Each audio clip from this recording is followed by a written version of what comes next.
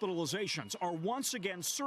САД регистрирани се повеќе од 2 милиони лица заразени со новиот коронавирус, а во 21 американска сојузна држава расте бројот на новозаболени, објави и Нью Йорк Таймс.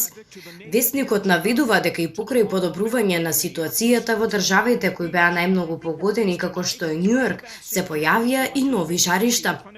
Во Аризона само за еден ден се регистрирани 1556 новозаразени лица. Најголем пораст на заболени од COVID-19 се регистрирани во Мисисипи, Јужна Каролина, Арканзас, Флорида и други сојузни држави.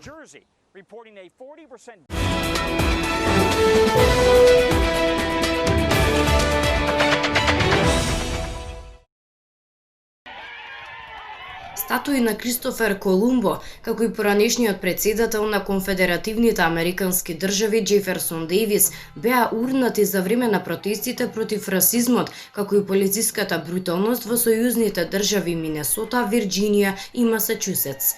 Искршена е главата од статуа на Колумбо во Бостон, соопшти полицијата синоќа по повици на демонстранти за отстранување на статуи кои се во знак на сеќавање на колонизатори и робовладетели што ги зафаќаат ЦАД по протестите против расизмот.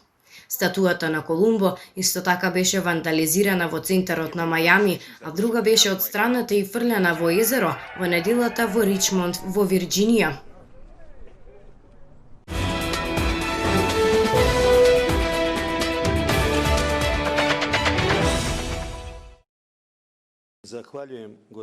Парламентарните избори во Црна Гора најверојатно ќе се одржат во првата недела од септември, објави подгоричкиот весник Победа, повикувајќи се на неименувани избори од владејачката коалиција. Изборите ќе бидат одржани најдоцна во првата недела од септември, бидејќи новата влада ја очекува многу работа за државните финансии, чија стабилност е загрозена поради пандемијата со коронавирусот.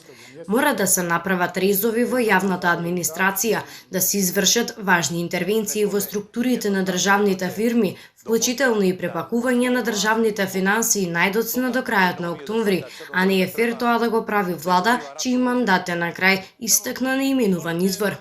Владеачката коалиција во Црна Гора очекува во втората половина од јули да добие дозвола од Венецијанската комисија за изборниот закон, кој е во собраниска процедура.